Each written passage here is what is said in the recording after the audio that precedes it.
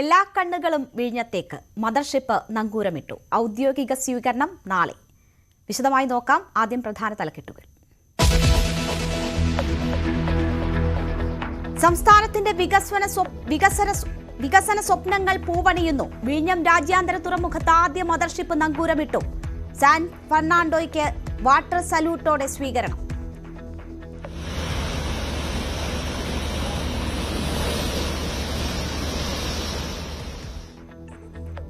സ്വപ്നം തീരമണയുന്നുവെന്ന് മുഖ്യമന്ത്രി. UDFന്റെ കുഞ്ഞെന്ന് VD സതീശൻ. ഉമ്മൻചാണ്ടിയുടെ പേര് നൽകണമെന്ന് K സുധാകരൻ.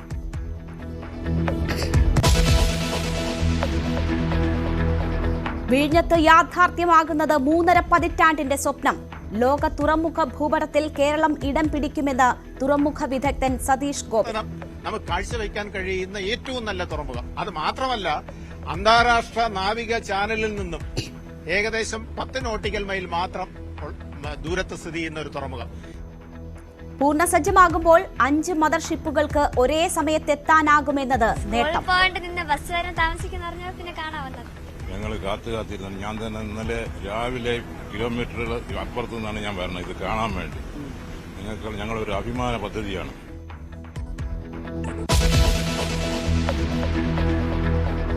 +1 സീറ്റ് പ്രതിസന്ധി പരിഹരിക്കാൻ താൽക്കാലിക ബാച്ചുകൾ അനുവദിച്ച സർക്കാർ. മലപ്പുറത്ത് 120ഉം കാസർഗോഡ് 18ഉം അധിക ബാച്ചുകൾ അനുവദിച്ചു.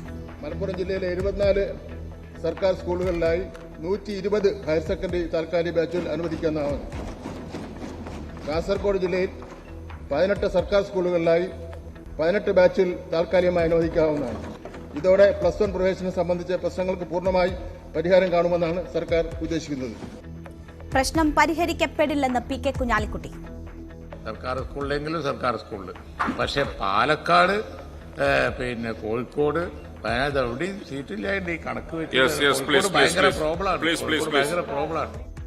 വൈകിയെത്തുന്ന നീതി അനീതി എന്ന് MSF.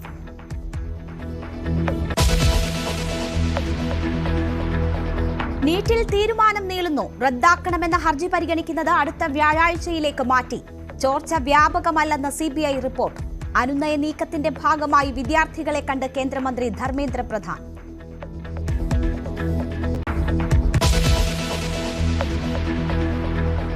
നിയമസഭയിൽ കൊമ്പുകോർത്ത് പ്രതിപക്ഷ നേതാവും മന്ത്രിമാരും. പ്രതിപക്ഷ നേതാവിന് ധാർഷ്ട്യമെന്ന് MP രാജേഷ്. പുച്ഛം, ധാർഷ്ട്യം ഇതൊക്കെ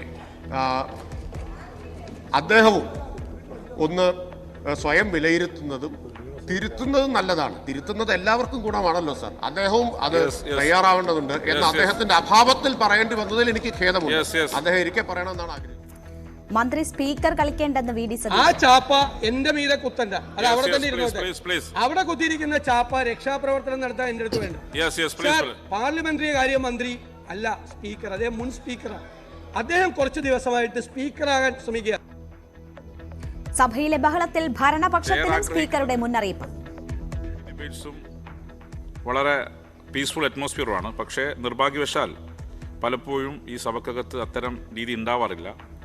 പരസ്പരം ഒരു ഗിവ് ആൻഡ് ടേക്ക് ആണ് അങ്ങോട്ടും ഇങ്ങോട്ടും വേണ്ടത്. പക്ഷേ ചില ഘട്ടങ്ങളിൽ അത്തരം ഉണ്ടാവാറില്ല. അത് ഭാവിയിലെങ്കിലും തിരുത്താനും നമ്മുടെ ഹൗസിന് അന്തസ്സ് ഉയർത്തത്തക്ക നിലയിൽ 2 പക്ഷവും പെരുമാറണമെന്ന് ഒരിക്കൽ കൂടി ചെയർ പറയാൻ അവർ ആഗ്രഹിക്കുകയാണ്.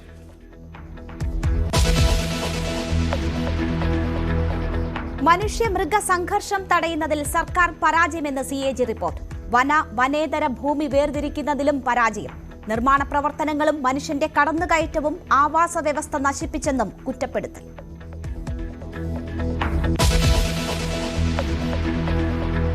PSCയുടെ പേരിൽ പാർട്ടി നേതാവ് നടത്തിയത് തൊഴിൽ തട്ടിപ്പെന്ന കണ്ടെത്തലിലേക്ക് CPM. ജോലി വാങ്ങിത്തരാമെന്ന വാഗ്ദാനത്തിൽ ഹോമിയോ ഡോക്ടറിൽ നിന്ന് പ്രമോദ് കോട്ടുളി പണം വാങ്ങി. പൊതുസമൂഹത്തിന്റെ പേരിൽ 20 ലക്ഷത്തിന്റെ ചെക്ക് വാങ്ങിയെന്നും പാർട്ടി കണ്ടെത്തൽ.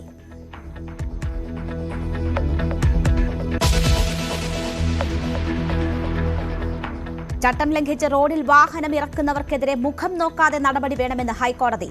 നിയമലംഘകർക്കെതിരെ നടപടിയെടുക്കാത്തത് എന്തുകൊണ്ടെന്ന് ചോദ്യം. ആകാശ് തില്ലങ്കേരി ഓടിച്ച ജീപ്പിന്റെ ചിത്രം ഹാജരാക്കാനും നിർദ്ദേശം. തീ തുപ്പുന്ന ബൈക്കുമായി അഭ്യാസ പ്രകടനം നടത്തിയ യുവാവിന്റെ ലൈസൻസ് സസ്പെൻഡ് ചെയ്ത് മോട്ടോർ വാഹന വകുപ്പ്.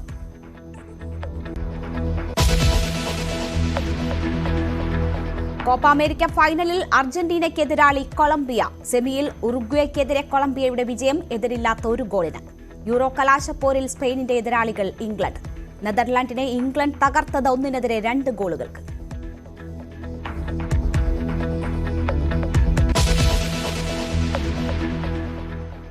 വാർത്തകളിലേക്ക് വിശദമായി. സ്വപ്ന തീരത്ത് കപ്പലടുത്തു.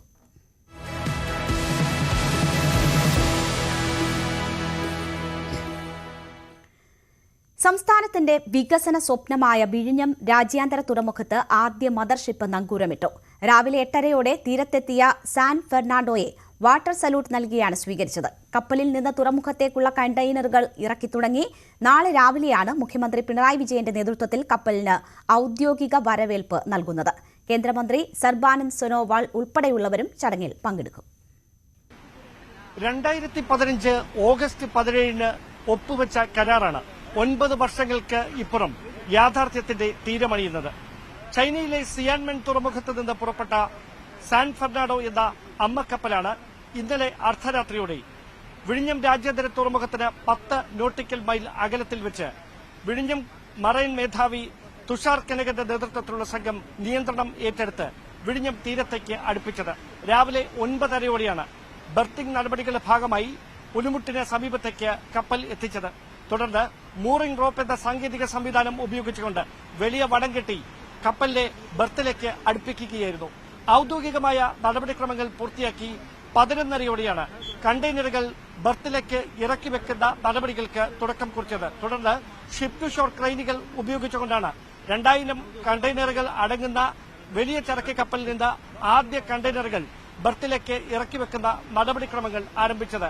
ഔദ്യോഗികമായ ഉദ്ഘാടനം നാളെയാണ് നടക്കുന്നതെങ്കിലും 30 മണിക്കൂറിനകം കണ്ടെയ്നറുകൾ മുഴുവൻ ഇവിടെ ഇറക്കി വെച്ചതിന് ശേഷം ചരക്ക് കപ്പൽ മറ്റ് ചില കണ്ടെയ്നറുകളുമായി അമേരിക്കയിലേക്ക് പോകും എന്നാണ് അദാനി ഗ്രൂപ്പ് വ്യക്തമാക്കിയിരിക്കുന്ന വിവരം. എന്തായാലും 3.5 ദശാബ്ദം നീണ്ട കാത്തിരിപ്പിന് വിഴിഞ്ഞം തീരത്ത് വിരാമം ആകുമ്പോൾ അത് കേരളത്തിന് മുമ്പിൽ വികസനത്തിന്റെ വലിയ വാതായനങ്ങളാണ് തുറക്കുന്നത്.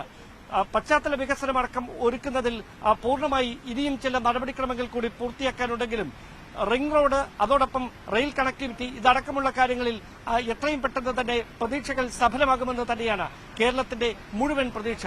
എന്തായാലും ഇപ്പോൾ ഇറക്കി വെക്കുന്ന കണ്ടെയ്നറുകൾ ജലമാർഗം ഉപയോഗിച്ചുകൊണ്ട് തന്നെ രാജ്യത്തെ മറ്റ് തുറമുഖങ്ങളിലേക്ക് എത്തിക്കുന്ന തരത്തിലാണ് സാങ്കേതിക സംവിധാനങ്ങൾ ഒരുക്കിയിരിക്കുന്നത്.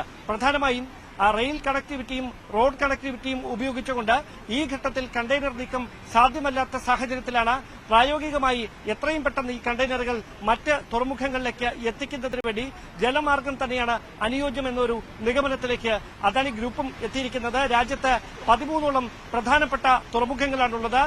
ഗുജറാത്തിലെ കാഡ്ലയും മുംബൈ തുറമുഖവും അതോടൊപ്പം തന്നെ പോർട്ട് ബ്ലെയർ തുറമുഖവും അടക്കമുള്ള എല്ലാ പ്രധാനപ്പെട്ട തുറമുഖങ്ങളും ഇനി വിഴിഞ്ഞത്തെ ആശ്രയിക്കേണ്ടതായി വരും. അതിന്റെ ഏറ്റവും പ്രധാനപ്പെട്ട സവിശേഷതയായി എടുത്തു പറയുന്നതും ഈ തുറമുഖത്തിന്റെ 10 നോട്ടിക്കൽ മൈൽ അപ്പുറത്ത് രാജ്യാന്തര കപ്പൽചാലാണ്. ഓരോ ദിവസവും 200-ലധികം കപ്പലുകൾ ചരക്ക് നീക്കത്തിന്റെ ഭാഗമായി ഓരോ ദിവസവും നീങ്ങുന്ന ഈ കപ്പൽചാലിൽ നിന്ന് 10 നോട്ടിക്കൽ മൈൽ അപ്പുറത്ത് വിഴിഞ്ഞം രാജ്യാന്തര തുറമുഖം 2 അമ്മക്കപ്പലുകളെ ഒരേ സമയം സ്വീകരിക്കാൻ കഴിയുന്ന സജ്ജീകരണങ്ങളോടെ ഇപ്പോൾ തന്നെ സജ്ജമായിരിക്കുന്നു എന്നതാണ് ഇതിന്റെ ഏറ്റവും പ്രധാനപ്പെട്ട നേട്ടം. 2ാം ഘട്ടത്തിലും 3ാം ഘട്ടത്തിലുമായി ഏതാണ്ട് 9,500 കോടി രൂപയുടെ വികസന പദ്ധതികൾ 2028-നകം പൂർത്തിയാക്കുന്ന നടപടിക്രമങ്ങൾക്കും ഇതിനോടകം തുടക്കമായിട്ടുണ്ട്. നിലവിൽ 800 മീറ്ററുള്ള ബർത്തുകൾ 2000 മീറ്ററിലേക്ക് ഉയർത്തുന്നതിന് വേണ്ടിയിട്ടുള്ള നീക്കമാണ് പുരോഗമിക്കുന്നത്. അങ്ങനെയാണെങ്കിൽ 8 അമ്മക്കപ്പലുകൾക്ക് ഒരേ സമയം വിഴിഞ്ഞം രാജ്യാന്തര തുറമുഖത്ത് അടുക്കാൻ കഴിയും എന്നതും 8,000-ഓളം കണ്ടെയ്നറുകൾ ഒരേ സമയം തുറമുഖ കവാടത്തിലേക്ക് ബർത്തിലേക്ക് എടുത്തുവെക്കാൻ കഴിയുമെന്നതാണ് പ്രധാനപ്പെട്ട സവിശേഷതയായി എടുത്തു പറയുന്ന കാര്യം. ഏറ്റവും പ്രധാനപ്പെട്ട ആകാംക്ഷ ഉണർത്തുന്ന ചോദ്യം എത്ര പേർക്ക് ഇതുകൊണ്ട് തൊഴിലുണ്ടാകുമെന്നതായിരുന്നു. നിലവിൽ 600 പേർ മാത്രമാണ് അദാനി പോർട്ടിൽ വിഴിഞ്ഞം പ്രദേശവാസികൾ ഉൾപ്പെടെ ജോലി ചെയ്യുന്നത്. ഉയർന്നു വരുന്ന കണക്കുകൾ വ്യക്തമാണ് എങ്കിൽ ഒരു കണ്ടെയ്നർ ഇവിടെ നിന്ന് അതിന്റെ ലക്ഷ്യസ്ഥാനത്ത് എത്തിക്കുന്നതിലൂടെ 11 പേർക്ക് തൊഴിൽ ലഭിക്കുമെന്നാണ് അദാനി ഗ്രൂപ്പ് വ്യക്തമാക്കുന്നത്. അങ്ങനെയാണെങ്കിൽ 2000 കണ്ടെയ്നറുകൾ അതിന്റെ ലക്ഷ്യസ്ഥാനങ്ങളിലേക്ക് എത്തുമ്പോൾ 2000 ഗുണം 11 എന്ന തരത്തിലായിരിക്കും ഇവിടെ നിന്ന് ഉണ്ടാകാൻ പോകുന്ന തൊഴിൽ സാധ്യതകൾ. അതുണ്ടാക്കുന്ന വികസന നേട്ടങ്ങൾ ഈ തുറമുഖവുമായി മാത്രം ബന്ധപ്പെട്ടായിരിക്കില്ല. വ്യവസായ വാണിജ്യ മേഖലകളിൽ അത് തുറന്നിടാൻ പോകുന്ന അവസരങ്ങളും അത്ര കണ്ട് വലുതായിരിക്കും. അതുതന്നെയാണ് വിഴിഞ്ഞം രാജ്യത്തിന്റെ തുറമുഖ കവാടമായി മാറും എന്നത് മറ്റ് രാജ്യാന്തര തുറമുഖങ്ങളായ സിംഗപ്പൂർ, അതോടൊപ്പം തന്നെ കൊളംബോ, ജബലാനി അടക്കമുള്ള മറ്റ് തുറമുഖങ്ങളെയെല്ലാം കിടപിടിക്കുന്ന തരത്തിൽ 4500 കോടി രൂപ രാജ്യത്തിന് ഓരോ വർഷവും നഷ്ടം സംഭവിച്ചിരുന്ന കണക്കുകൾ ഇനി ലാഭത്തിലേക്ക് വഴുതി മാറുമ്പോൾ അത് അയൽ രാജ്യങ്ങളിലെ തുറമുഖങ്ങൾക്ക് വലിയ വെല്ലുവിളിയാകുമെന്ന കാര്യത്തിലും യാതൊരു സംശയവും വേണ്ട. എന്തായാലും വിഴിഞ്ഞം തീരത്ത് പ്രതീക്ഷകൾ ഇന്ന് പുലർച്ചെ തീരമണിഞ്ഞപ്പോൾ അത് കേരളത്തിന് മുമ്പിൽ വികസനത്തിന്റെ പുതിയൊരു വാതായനമായി തുറക്കപ്പെടുകയാണ്. അതുകൊണ്ട് തന്നെയാണ് കക്ഷി രാഷ്ട്രീയങ്ങൾക്ക് അതീതമായി വിഴിഞ്ഞം എന്ന സ്വപ്നം യാഥാർത്ഥ്യമാക്കുന്നതിന് വേണ്ടി പതിറ്റാണ്ടുകളായി ഒരുമിച്ച് പ്രയത്നിച്ച എല്ലാവരും ഈ നിമിഷം അഭിമാനപൂർവ്വം ഓർത്തെടുക്കുന്നതും. ക്യാമറമാൻ സന്തോഷ് കാരക്കോണത്തിനൊപ്പം ഡാൻ കുര്യൻ, ന്യൂസ് 18. ഒരേ സമയം 5 മദർഷിപ്പുകൾക്ക് നങ്കൂരമിടാൻ കഴിയുന്ന ശേഷിയിലേക്ക് വിഴിഞ്ഞം തുറമുഖം മാറുന്നതോടെ ലോക തുറമുഖ ഭൂപടത്തിലാണ് കേരളം ഇടം പിടിക്കാൻ പോകുന്നതെന്ന് തുറമുഖ വിദഗ്ധൻ സതീഷ് ഗോപി അഭിപ്രായപ്പെട്ടു. വല്ലാർപാടം കണ്ടെയ്നർ ടെർമിനൽ വലിയ സാമ്പത്തിക നേട്ടത്തിന് കാരണമാകാതിരുന്നത് മദർഷിപ്പുകൾക്ക് തീരമണയാനുള്ള തടസ്സങ്ങളാണ്. തുടർച്ചയായി ഡ്രഡ്ജിംഗ് നടത്തേണ്ടതും വെല്ലുവിളിയായി. അതേസമയം വിഴിഞ്ഞത്തിന്റെ സാധ്യത വർദ്ധിപ്പിക്കുന്നത് പ്രകൃതിദത്തമായ സ്വാഭാവിക ആഴമാണെന്നും അദ്ദേഹം പറഞ്ഞു. ഏതാണ്ട് 3.5 പതിറ്റാണ്ടിന്റെ സ്വപ്നം യാഥാർത്ഥ്യമാകുകയാണ് നമുക്ക് അപ്പുറത്ത്. അത് ഏത് തരത്തിലാണ് നിങ്ങൾക്ക് അതുമായിട്ടുള്ള ഒരു വൈകാരികമായ സന്തോഷം പങ്കുവെക്കാൻ കഴിയുന്നത്? ഇപ്പോൾ ഭാരതത്തിന്റെ ഗേറ്റ് വേ ഓഫ് ഇന്ത്യ എന്ന് ചോദിച്ചാൽ ഭാരതത്തിന്റെ പിന്നീട് എന്താ പറയുന്നത് വഴി ഏതാണ്, ഗേറ്റ് വേ ഏതാണെന്ന് ചോദിച്ചാൽ നമുക്ക് ഉണ്ടായിരുന്ന ഒരു ആൻസർ എന്ന് പറയുന്നത് ബോംബെ. പക്ഷെ ഇപ്പോൾ നമുക്ക് പറയാൻ പറ്റും ഭാരതത്തിന്റെ ഗേറ്റ് വേ ആയി മാറുന്നത് ഈ വിഴിഞ്ഞമാണ്. അക്ഷരാർത്ഥത്തിൽ തുറമുഖ കവാടമായി, രാജ്യാന്തര തുറമുഖ കവാടമായിട്ട് ഇത് മാറുകയാണ്. അപ്പൊ ഈ തുറമുഖത്തിന്റെ ഒരു പ്രത്യേകത എന്ന് പറഞ്ഞാൽ പണ്ട് മുതലേ നമ്മൾ പറയുന്നതാണ്, ഇതിന്റെ എക്സ്പേർട്ടുകളെല്ലാം പറയുന്നത് നാച്ചുറൽ ഡെപ്ത് 20 മീറ്ററുള്ള ഭാരതത്തിലെ ഏക സ്ഥലം. നമുക്ക് 1 ക്യൂബിക് മീറ്റർ പോലും മണ്ണ് ഡ്രഡ്ജ് ചെയ്യേണ്ട കാര്യമില്ല. അപ്പോൾ ഏറ്റവും ചെലവ് കുറച്ച് ഉത്തമമായിട്ട് നമുക്ക് തുറമുഖം ഉണ്ടാക്കാവുന്ന സ്ഥലം. പിന്നെ ഇവിടുത്തെ ഏറ്റവും വലിയ പ്രത്യേകത എന്ന് പറഞ്ഞാൽ ഇവിടുത്തെ ടൈഡൽ വേരിയേഷൻ എന്ന് പറയുന്നത് വേലിയേറ്റവും വേലിയിറക്കവും തമ്മിലുള്ള വ്യത്യാസം 1 അടിയാണ്, അതായത് 30 സെന്റിമീറ്റർ. അത് നെഗ്ലിജിബിൾ ആണ്. പിന്നെ ഒരു തുറമുഖത്തെ സംബന്ധിച്ചിടത്തോളം through out the year, through out the day, 24 മണിക്കൂറും വർഷം മുഴുവനും ഓപ്പറബിൾ ആവുന്ന ഒരു തുറമുഖമാണിത്. നമ്മൾ ലോകത്തെ ഏറ്റവും വലിയ മദർ പോർട്ടുകൾ എടുത്താൽ ആ മദർ പോർട്ടുകൾ, അമേരിക്കയിലും കാനഡയിലുള്ള മദർ പോർട്ടുകൾ പിന്നീട് ശീതകാലത്ത്, അതായത് തണുപ്പ് കാലത്ത് ആ തുറമുഖങ്ങൾ അടച്ചിടേണ്ടി വരും. കാരണം കടൽ വെള്ളത്തിന്റെ ഉപരിതലം ഐസുറയും, മഞ്ഞാകും, ഐസാകും. ആ ഐസാകുന്ന സമയത്ത് അത് പ്രവർത്തന യോഗ്യമല്ലാതെ അത് അടച്ചിടുന്ന ഒരു കാലഘട്ടം ഉണ്ടാവും. അത് വേണ്ട, 365 ദിവസവും പ്രവർത്തനം നമുക്ക് കാഴ്ചവെക്കാൻ കഴിയുന്ന ഏറ്റവും നല്ല തുറമുഖം. അത് മാത്രമല്ല അന്താരാഷ്ട്ര നാവിക ചാനലിൽ നിന്നും ഏകദേശം 10 നോട്ടിക്കൽ മൈൽ മാത്രം ദൂരത്ത് സ്ഥിതി ചെയ്യുന്ന ഒരു തുറമുഖം. ഈ അന്താരാഷ്ട്ര ചാനലിലൂടെയാണ് ദിവസം 200 കപ്പലിലധികം പോയിക്കൊണ്ടിരിക്കുന്നതെന്ന യാഥാർത്ഥ്യം നമ്മൾ മനസ്സിലാക്കും. അത് മാത്രമല്ല ഭാരതത്തിന്റെ പ്രതീക്ഷ എന്ന് പറഞ്ഞാൽ ഭാരതത്തിന്റെ ആദ്യത്തെ മദർ പോർട്ട്, അതായത് നമ്മളെ ഭാരതത്തെ സംബന്ധിച്ചിടത്തോളം ഇത്രയേറെ 8000-ലേറെ തീരപ്രദേശം കോസ്റ്റൽ ഏരിയ ഉണ്ടെങ്കിലും നമുക്കൊരു മദർ പോർട്ട് ഒരു 5 വർഷം മുമ്പ് അല്ലെങ്കിൽ 10 വർഷം മുമ്പ് നമുക്ക് വിദൂരമായിരുന്നു. ഇപ്പോൾ നമ്മൾ മദർ പോർട്ട് എന്ന് പറയുന്ന നമ്മുടെ സ്വപ്നം അത് സാക്ഷാത്കരിച്ചിരിക്കുകയാണ്. മദർ പോർട്ട് കൊണ്ടുള്ള പ്രയോജനം എന്താണെന്ന് ചോദിച്ചാൽ ലോകം ഇന്ന് ആശ്രയിക്കുന്നത് കടലിലൂടെയുള്ള ചരക്ക് ഗതാഗതത്തിന് ലോകം ഇന്ന് ആശ്രയിച്ചുകൊണ്ടിരിക്കുന്നത് പടുകൂറ്റൻ കപ്പലുകളെയാണ്. നിങ്ങൾക്ക് 1000 കണ്ടെയ്നർ കൊണ്ടുപോകാനുള്ള 10 ഷിപ്പ് ഉണ്ടെങ്കിൽ ആ ഷിപ്പ് 10 ഷിപ്പ് എടുക്കുന്ന എക്സ്പെൻസിന്റെ, അതായത് ഫ്യൂവൽ എക്സ്പെൻസിന്റെ 1/5 ഭാഗം മതി നിങ്ങൾക്ക് ഈ 10,000 കണ്ടെയ്നർ ഒരു മദർ ഷിപ്പിൽ കൊണ്ടുപോകാൻ. പിന്നെ ഇതിന്റെ 2ാം ഘട്ടവും 3ാം ഘട്ടവും 4ാം ഘട്ടവും പൂർത്തീകരിക്കുമ്പോൾ ഈ ബെർത്തിന്റെ നീളം എന്ന് പറയുന്നത് 2000 മീറ്ററായി മാറും, 2 കിലോമീറ്റർ. 5 മദർഷിപ്പിന് ഒരുമിച്ച് ബെർത്ത് ചെയ്യാൻ പറ്റുന്ന രീതിയിലാണ് ഈ തുറമുഖം വിഭാവനം ചെയ്തിട്ടുള്ളത്. 5 മദർഷിപ്പിന് അറ്റ് എ ടൈം. വിഴിഞ്ഞം യാഥാർത്ഥ്യമാകുന്നതോടെ രാജ്യത്തിനകത്തേക്ക് തന്നെ ഏതാണ്ട് 4500 കോടിയിലധികം രൂപ അങ്ങനെ നമുക്ക് ലാഭിക്കാൻ കഴിയും. ഈ കൊളംബോയ്ക്കും ചൈനയ്ക്കും ഒന്നും കൊടുക്കാതെ എന്നാണ് പറയപ്പെടുന്നത്. അതിലൊരു ആധികാരികത, അതിൽ ആ വ്യക്തത ഏത് തരത്തിലാണ് നമുക്ക് വരുത്താൻ കഴിയും? ഇപ്പൊ നമുക്ക് ഒരു ഉദാഹരണം പറയാം, എല്ലാവർക്കും മനസ്സിലാകുന്ന തരത്തിലൊരു ഉദാഹരണം പറയാം. അമേരിക്കയിൽ നിന്ന് നേരിട്ട് ഒരു കണ്ടെയ്നർ നമ്മുടെ വിഴിഞ്ഞത്തെത്തുന്നു എന്ന് വിചാരിക്കുക. ആ അമേരിക്കയിൽ നിന്ന് നേരിട്ടൊരു കണ്ടെയ്നർ വിഴിഞ്ഞത്തെത്തുന്നതും ഇവിടെ മദർ പോർട്ട് ഇല്ലാത്തതുകൊണ്ട് ആ കണ്ടെയ്നർ കൊളംബോ തുറമുഖം വഴി കറങ്ങി വരുന്നതോ അല്ലെങ്കിൽ സിംഗപ്പൂർ തുറമുഖം വഴി കറങ്ങി വരുമ്പോഴും ആ ഒരു കണ്ടെയ്നറിൽ നമുക്കുണ്ടാകുന്ന നഷ്ടം എന്ന് പറയുന്നത് $800. അപ്പൊ ഒന്ന് ആലോചിച്ച് നോക്കൂ, 1000-10,000 കണ്ടെയ്നർ ഇവിടെ കൈകാര്യം ചെയ്യുമ്പോൾ നമുക്കുണ്ടാകുന്ന നഷ്ടം. വിഴിഞ്ഞം തുറമുഖത്തിന് ഉമ്മൻചാണ്ടിയുടെ പേര് നൽകണമെന്ന് കെ സുധാകരൻ MP ആവശ്യപ്പെട്ടു. മുൻ മുഖ്യമന്ത്രി ഉമ്മൻചാണ്ടിയുടെ നിശ്ചയദാർഢ്യം കൊണ്ട് മാത്രമാണ് വിഴിഞ്ഞം തുറമുഖ പദ്ധതി യാഥാർത്ഥ്യമായത്. എന്നാൽ അത് പിണറായി സർക്കാർ മനഃപൂർവ്വം തമസ്കരിക്കുകയാണ്. വിഴിഞ്ഞം തുറമുഖത്തിന് വേണ്ടി പ്രവർത്തിച്ച UDF നേതാക്കളെ ഇതുമായി ബന്ധപ്പെട്ട പരിപാടികളിൽ നിന്ന് പിണറായി സർക്കാർ പാടെ ഒഴിവാക്കി. വിഴിഞ്ഞത്ത് ചരക്ക് കപ്പലിന് സ്വീകരണം നൽകുന്ന ചടങ്ങിലേക്ക് പ്രതിപക്ഷ നേതാവിനെ ക്ഷണിക്കാത്തത് മാന്യതയില്ലാത്ത നടപടിയെന്നും കെ സുധാകരൻ പറഞ്ഞു. അതേസമയം UDFന്റെ പദ്ധതിയാണ് വിഴിഞ്ഞമെന്ന് പ്രതിപക്ഷ നേതാവ് VD സതീശൻ അവകാശപ്പെട്ടു. ഉമ്മൻചാണ്ടി എന്ന മുഖ്യമന്ത്രിയുടെ ഇച്ഛാശക്തിയുടെ പ്രതീകമാണ് വിഴിഞ്ഞം തുറമുഖമെന്ന് VD സതീശൻ പറഞ്ഞു.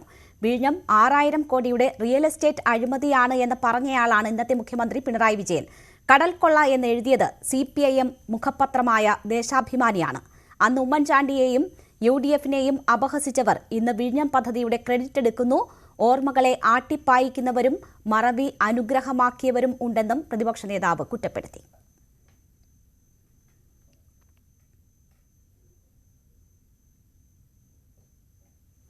+1 സീറ്റ് പ്രതിസന്ധി പരിഹരിക്കാൻ താൽക്കാലിക ബാച്ചുകൾ അനുവദിച്ച് സർക്കാർ. നിയമസഭയിൽ മന്ത്രി V ശിവൻകുട്ടിയാണ് ഇക്കാര്യം അറിയിച്ചത്.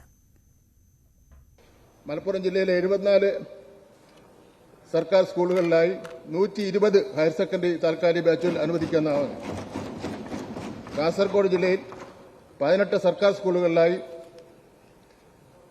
18 ബാച്ചുകൾ താൽക്കാലികമായി അനുവദിക്കാവുന്നതാണ്. ഇനി പറയും പ്രകാരം താൽക്കാലിക ബാച്ചുകൾ അനുവദിക്കുന്നത് ഉചിതമാണെന്ന് പൊതുവിദ്യാഭ്യാസ ഡയറക്ടർ റിപ്പോർട്ട് ചെയ്തിട്ടുണ്ട്. മലപ്പുറത്ത് 120 അധിക ബാച്ചുകളും കാസർഗോഡ് 18 അധിക ബാച്ചുകളുമാണ് അനുവദിച്ചത്. എന്നാൽ താൽക്കാലിക ബാച്ച് അനുവദിച്ചതിലൂടെ പ്രശ്നത്തിന് പരിഹാരമാകില്ല എന്ന് PK കുഞ്ഞാലിക്കുട്ടി പറഞ്ഞു. ഇത് പരിഹാരമാവില്ല. കാരണം എന്താ വെച്ചാൽ സർക്കാർ സ്കൂളിലേ ഉള്ളത് നിൽക്കട്ടെ. സർക്കാർ സ്കൂളിലെങ്കിലും സർക്കാർ സ്കൂളിൽ. പക്ഷെ പാലക്കാട് കോഴിക്കോട് വയനാട് എവിടെയും സീറ്റില്ലാണ്ട് ഈ കണക്ക് വെച്ച് ഭയങ്കര പ്രോബ്ലമാണ്. സർക്കാർ പ്രഖ്യാപിച്ച ബാച്ചുകൾ തൃപ്തികരമല്ലെന്ന് MSFും. വൈകിയെത്തുന്ന നീതിയും അനീതിയാണ്. എതിർപ്പുകൾ ഉയർന്നപ്പോൾ കൊടുക്കാവുന്നതിലെ ഏറ്റവും കുറഞ്ഞ പ്രഖ്യാപനമാണ് മന്ത്രി നടത്തിയത്. 138 ബാച്ചുകൾ അനുവദിച്ചുവെന്ന് പറയുമ്പോഴും 350-ലധികം ബാച്ച് വേണ്ട മലബാറിൽ പകുതി പോലും നൽകിയില്ല എന്നത് സർക്കാരിന്റെ ചതി തുറന്നു കാട്ടുന്നതാണെന്നും MSF സംസ്ഥാന പ്രസിഡന്റ് PK നവാസ് പറഞ്ഞു. +1 പ്രവേശനത്തിന് അധിക ബാച്ചുകൾ അനുവദിച്ചതിൽ സർക്കാർ കോഴിക്കോടിനെ തഴഞ്ഞു എന്നാരോപിച്ച് MSF പ്രവർത്തകർ RDD ഓഫീസിലേക്ക് പ്രതിഷേധ മാർച്ച് നടത്തി. ഓഫീസിന്റെ ഉള്ളിലേക്ക് കയറാൻ ശ്രമിച്ച പ്രവർത്തകരെ പോലീസ് കവാടത്തിൽ തടഞ്ഞു.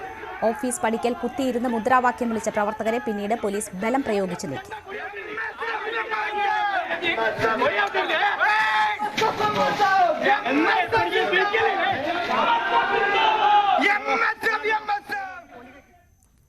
കേരളത്തിൽ നിന്നുള്ള വിദ്യാർത്ഥികളുടെ വിദേശ കുടിയേറ്റത്തിൽ വിശദമായ പഠനം വേണമെന്ന് പ്രതിപക്ഷം. അല്ലെങ്കിൽ കേരളം വൈകാതെ വൃദ്ധസദനമായി മാറുമെന്നും പ്രതിപക്ഷം നിയമസഭയിൽ ചൂണ്ടിക്കാട്ടി.